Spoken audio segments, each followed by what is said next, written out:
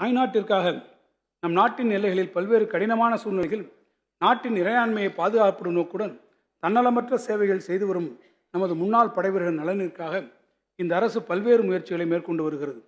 வீட்டு வரி தொகையினை மீளப்பெறும் சலுகை தற்போது கைம்பெண்கள், போரில் ஊனமுற்ற படைவீரர்கள் போன்ற சில பிரிவினர்களுக்கு மட்டுமே வழங்கப்படுகிறது. வரும் நிதியாண்டில் இருந்து குடியிருப்புகள், சொத்து வரி, வீட்டு வரி தொகையினை மீளப்பெறும் இத்திட்டத்தினை அனைத்து முன்னாள் படைவீரர்களுக்கும் நீட்டிப்பு செய்து வழங்கிட ஆவண செய்யப்படும். இதனால் சுமார் 1,20,000 முன்னாள் படைவீரர்கள் பயன்பெறுவர்.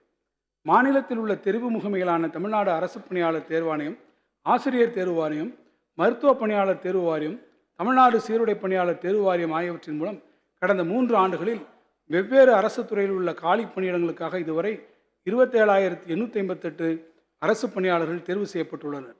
இது தவிர பல்வேறு அரசு துறைகள் மற்றும் உள்ளாட்சி அமைப்புகள் மூலமாக 32,709 பேர் பணி நியமனம் செய்யப்பட்டுள்ளார்கள். ஆக மொத்தம் இந்த அரசு பொறுப்பேற்ற 2.5 ஆண்டுகளில் 60,567 பேர்களுக்கு அரசு பணி நியமனம் வழங்கப்பட்டுள்ளது. மேலும் 10,000 பணியிடங்களை நடப்பு நிதியாண்டிலேயே நிரப்பும் பொருட்டு உரிய நடவடிக்கைகளை அரசு துரிதமாக மேற்கொண்டு வருகிறது. அரசு அலுவலர் குறைந்த வாடகையிலான குடியிருப்புகளின் தேவையை அதிகரித்து வருவதை நிறைவு செய்யும் வகையில் சென்னை சைதாப்பேட்டை தாடண்ட நகரில் 147 கோடி ரூபாய் செலவில் 3 லட்சம் சதுரடி பரப்பில் 95B மற்றும் 133 C வகை குடியிருப்புகள் கட்டுவதற்கு திட்டமிடப்பட்டுள்ளது.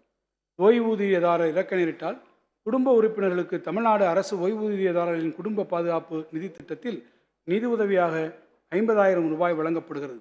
23-24 ஆண்டில் 31/1/2024 வரை 19,134 ஓய்வூதியதாரர் குடும்ப உறுப்பினர்களுக்கு 96 கோடி ரூபாய் நிதி உதவி வழங்கப்பட்டுள்ளது. இலங்கை தமிழர்கள் நலனிற்காகவும் அவர்களின் வாழ்க்கை தரத்தை உயர்த்துவதற்காகவும் இந்த அரசு முனைப்புடன் செயல்பட்டு வருகிறது. முகாம்வாழ் இலங்கை தமிழர்களுக்கு புதிதாக 7,469 வீடுகள் கட்டித்தரப்படும் என அறிவிக்கப்பட்டிருந்தது. 176 கோடி ரூபாய் மதிப்பீட்டில் முதற்கட்டமாக 3,510 வீடுகளுக்கான பணிகள் தொடங்கப்பட்டதில் இதுவரை 1,591 வீடுகளின் பணிகள் முடிக்கப்பட்டுள்ளன. மீதமுள்ள பணிகள் நிறைவு பெறும் தருவாயில் உள்ளன. விரைவில் 2ஆம் கட்ட பணிகளும் தொடங்கும். பொதுமக்களின் கோரிக்கைகளுக்கு உடனுக்குடன் தீர்வு காண்பதற்கு இந்த அரசு உயர் முன்னுரிமை வழங்கி வருகிறது.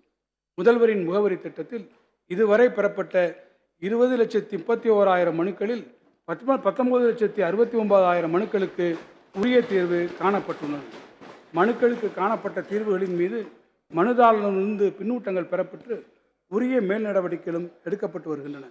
பொதுமக்கள் அரசு அலுவலகங்களுக்கு செல்ல வேண்டிய அவசியமின்றி அவர்கள் அதிகமாக அணுகும் 13 அரசு துறைகள் சார்ந்த கோரிக்கைகளை பெற்று 30 நாட்களுக்குள் தீர்வு காணும் வகையில் மக்களுடன் முதல்வர் என்ற புதிய திட்டம் தொடங்கப்பட்டது. இதுவரை இத்திட்டத்தின் கீழ் 3.5 லட்சம் மனுக்களுக்கு தீர்வு காணப்பட்டுள்ளது. இதன் அடுத்த கட்டமாக ஒவ்வொரு மாவட்ட ஆட்சியரும் இனி ஒவ்வொரு மாதமும் ஒரு நாள் வட்ட அளவில் ஒரு ஊரில் ஒரு நாள் முழுவதும் கள ஆய்வில் ஈடுபட்டு அரசு அலுவலகங்களை ஆய்வு செய்து மக்களின் குறைகளை கேட்டறிந்து அரசின் அனைத்து நலத்திட்டங்களும் சேவைகளும் தங்கு தடையின்றி மக்களை சென்றடைவதை உறுதி செய்ய வேண்டும் என்ற நோக்கோடு உங்களை தேடி உங்கள் ஊரில் என்ற புதிய திட்டம் அறிமுகப்படுத்தப்பட உள்ளது.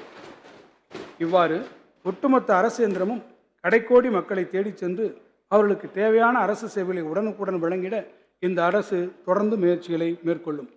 சிறப்பு திட்ட செயலாக்கத்துறையின் மூலம் பல்வேறு அரசு அறிவிப்புகளுக்கான ஆணைகள் வெளியிடப்படுவதை தொடர்ந்து கண்காணிப்பதோடு மட்டுமல்லாமல் அத்திட்டங்கள் பலன்கள் தாமதமின்றி மக்களுக்கு சென்றடைவதை உறுதி செய்திட மாண்புமிகு முதலமைச்சர் அவர்கள் கள ஆய்வில் முதலமைச்சர் என்ற புதிய முன்னெடுப்பின் மூலம் மாவட்டங்களுக்கு நேரடியாக சென்று ஆய்வுகளை மேற்கொண்டார்கள். இதுவரை 6 மண்டலங்களில் 24 மாவட்டங்களுக்கான ஆய்வுகள் மேற்கொள்ளப்பட்டுள்ளன. மாநிலத்தில் சமூக பொருளாதார மாற்றத்தை ஏற்படுத்த செயல்படுத்தப்படும் மாபெரும் கட்டமைப்பு திட்டங்களை முத்திரை திட்டங்கள், ஐகானிக் ப்ராஜெக்ட்ஸ் என முன்னுரிமை அளிக்கப்பட்டு அதன் முன்னேற்றங்கள் குறித்து மாண்புமிகு முதலமைச்சர் அவர்களின் தலைமையில் ஆய்வுக் கூட்டங்கள் நடத்தப்பட்டுள்ளன. இந்த தொடர் கண்காணிப்பின் விளைவாக திட்டப்பணிகள் துரிதமாக செயல்படுத்தப்பட்டு வருகின்றன. மாநிலத்தில் சட்டம் ஒழுங்கை முறையாக பேணி பாதுகாத்திடவும் சமூக நல்லிணக்கத்தை நிலைநிறுத்திடவும் இந்த அரசு உயர் முன்னுரிமை அளித்ததன் விளைவாக தமிழ்நாட்டில் 3 ஆண்டுகளாக தொடர்ந்து அமைதி நிலவி வருகிறது. பெண்கள் மற்றும் குழந்தைகளுடைய பாதுகாப்பிற்கு சிறப்பு முக்கியத்துவம் அளித்து காவல்துறையின் செயல்பாடுகள் ஒருங்கிணைக்கப்பட்டுள்ளன. இதனால் தேசிய அளவில் பெண்களுக்கு பாதுகாப்பான நகரங்களின் பட்டியலில் தமிழ்நாட்டில் உள்ள நகரங்கள் முன்னிலை வகிக்கின்றன. மேலும் போதைப் பொருள்கள் பயன்பாடு மற்றும் கடத்தல்களை தடுப்பதற்கும் இந்த அரசு மிக கடுமையான நடவடிக்கைகளை எடுத்து வருகிறது. பொதுமக்கள் அச்சமின்றி இருக்கவும் அவர்தம் உடைமைகளுக்கான பாதுகாப்பை உறுதிப்படுத்தவும் திறன்மிகு காவலர் ஸ்மார்ட் காவலர் என்ற புதிய செயலி அறிமுகப்படுத்தப்பட்டுள்ளது. கடந்த 2 ஆண்டுகளில் 46 புதிய காவல் நிலையங்கள் தொடங்கப்பட்டன. அவற்றில் 39 அனைத்து மகளிர் காவல் நிலையங்களும் அடங்கும். மாநிலத்தில் உள்ள அனைத்து 1551 காவல் நிலையங்களிலும் 372 சிறப்பு பிரிவுகளிலும் காவல்துறையினரை நவீனமயமாக்கும் திட்டத்தின் கீழ் குற்றம் மற்றும் குற்றவாளிகளை கண்காணிக்கும் வலைப்பின்னல் திட்டத்தை CCTNS மேம்படுத்தி பொதுமக்களிடத்திலிருந்து இணைய வழியில் புகார்களை பதிவு செய்வது, பிற துறைகளுடன் தகவல் பரிமாற்றம் போன்ற அம்சங்களுடன் இணைய வழியில் CCTNS 2.0 என்ற ஒரு புதிய திட்டம் 124 கோடி ரூபாய் மதிப்பீட்டில் அடுத்த 5 ஆண்டுகளில் செயல்படுத்தப்படும். தீயணைப்புத் துறையினை வலுப்படுத்தவும் நவீனமயமாக்கவும் 15வது நிதிக்குழுவின் நிதி உதவியோடு 373 கோடி ரூபாய் மதிப்பீட்டில் பணிகள் மேற்கொள்ளப்படும். நவீன தீயணைப்பு வாகனங்கள் மற்றும் சிறப்பு மீட்பு கருவிகள் வாங்கிட 137 கோடி ரூபாயை இந்த அரசு ஒதுக்கீடு செய்துள்ளது. சிறைச்சாலைகளை நவீனமயமாக்கும் திட்டத்தின் கீழ் 104 கோடி ரூபாய் மதிப்பீட்டில் திருச்சிராப்பள்ளி மாவட்டம் திருவெரும்பூர் பகுதியில் ஒரு புதிய உயர் பாதுகாப்பு கொண்ட நவீன சிறைச்சாலை கட்டப்படும். மேலும் தடய அறிவியல் துறையை முழுமையாக நவீனமயமாக்கும் நோக்கோடு ஒரு புதிய திட்டம் நிறைவேற்றப்படும். இந்த ஆண்டு 26 கோடி ரூபாய் மதிப்பீட்டில் தடய அறிவியல் துறைக்கு தேவையான புதிய கருவிகள், கணினி ஆகியவை வழங்கப்படும். தமிழ்நாட்டில் வணிகர்களிடமிருந்து வரி நிலுவையை எளிய முறையில் வசூலிப்பதற்கு சமாதான திட்டம் ஒன்றை இந்த அரசு அறிவித்தது. இத்திட்டத்தின் கீழ் 50,000 ரூபாய்க்கு கீழ் வரி, அபராதம், வட்டி ஆகியவை நீண்ட காலமாக நிலுவையில் வைத்திருந்த சிறு வணிகர்களுடைய 143 கோடி ரூபாய் நிலுவைத் தொகை அனைத்தும் தள்ளுபடி செய்யப்பட்டுள்ளன. வணிக வரித்துறையின் வரி வருவாயை பெருக்குவதிலும் வரி ஏய்ப்புகளை கண்டுபிடித்து குறைப்பதிலும் வணிக வரித்துறைக்கு உதவி செய்திட ஹைதராபாத் இந்திய தொழில்நுட்ப கழகத்துடன் புரிந்துணர்வு ஒப்பந்தம் மேற்கொண்டு பெருந்தரவு பகுப்பாய்வு மென்பொருளை பயன்படுத்தி பிக் டேட்டா அனாலிட்டிக்ஸ் சொல்யூஷன் துறையின் செயல்பாடுகளை மேம்படுத்த நடவடிக்கை எடுக்கப்பட்டுள்ளது. மேலும் சரக்கு மற்றும் சேவை வரி வருவாயை பெருக்கவும் வரி ஏய்ப்பை தடுத்திடவும் தரவுகள் பகுப்பாய்வு மையம் டேட்டா அனாலிட்டிக்ஸ் யூனிட் ஒன்று தலைமை அலுவலகத்தில் புதிதாக ஏற்படுத்தப்படும்.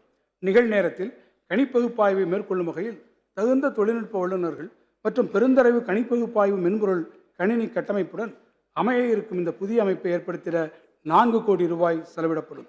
பத்திரப்பதிவு துறையின் கணினி மயமாக்கலை அடுத்த கட்டத்துக்கு எடுத்துச் செல்லும் வகையில் ஸ்டார் 3.0 கீழ் பத்திரப்பதிவு முறையில் பெருந்தரவு பகுப்பாய்வு, செயற்கை நுண்ணறிவு, இயந்திர வழி கற்றல் ஆகிய உயர் தொழில்நுட்ப உத்திகளை பயன்படுத்தி பத்திரப்பதிவு சேவையை நவீன முறையில் வழங்கிட 320 கோடி ரூபாய் மதிப்பீட்டிலான ஒரு புதிய திட்டம் செயல்படுத்தப்பட்டு வருகிறது. பதிவுத்துறை அலுவலகங்களுக்கு புதிய சொந்த கட்டடங்கள் கட்டப்பட வேண்டும் என்ற நோக்கத்தின் அடிப்படையில் கடந்த 2 ஆண்டுகளில் 100 ஆண்டுகளுக்கு மேற்பட்ட பழமையான வலுவிழந்த கட்டடங்களில் முதல் கட்டமாக 71 இடங்கள் தேர்வு செய்யப்பட்டு அவ்விடங்களில் புதிய கட்டடங்கள் கட்ட 133 கோடி ரூபாய் ஒதுக்கீடு செய்யப்பட்டு பணிகள் மேற்கொள்ளப்பட்டு வருகிறது. நிகழ்நேர மழைப்பொழிவு மற்றும் வானியல் அளவீடுகளை பெறுவதற்காக 1400 புதிய தானியங்கி மழைமானிகளையும் 100 புதிய தானியங்கி வானிலை நிலையங்களையும் அறிவிட அரசு 32 கோடி ரூபாய் ஒப்புதல் வழங்கியுள்ளது. மேலும் வானிலை முன்னறிவிப்புகள் மற்றும் அதிதிறன் மிக்க விரைவான கணினி சேவைகளை பெறவும் இந்திய விண்வெளி ஆராய்ச்சி நிறுவனத்துடன் ஸ்பேஸ் அப்ளிகேஷன் சென்டர் SAC புரிந்துணர்வு ஒப்பந்தம் மேற்கொள்ளப்பட்டுள்ளது. வெள்ளம், புயல், நில அதிர்வு போன்ற இயற்கை பேரிடர்களை கண்காணித்து பேரிடர் அபாய குறைப்பிற்கான கள நிலவரங்களுக்கு உகந்த செயல்பாட்டு உத்திகளை வகுக்க ஏதுவாக தொழில்நுட்ப மையம் ஒன்றும் அமைக்கப்படும். வானிலை முன்னறிவிப்பை வலுப்படுத்தும் வகையில் ராமநாதபுரம், ஏற்காடு ஆகிய இடங்களில் 2 C-band டாப்ளர் ரேடார்கள் 56 கோடி ரூபாய் மதிப்பில் அமைப்பதற்கான ஒப்புதல் அளிக்கப்பட்டுள்ளது. உடனுக்குடன் செய்திகளை தெரிந்து கொள்ள சன் நியூஸ் பெல் ஐகானை கிளிக் பண்ணுங்க.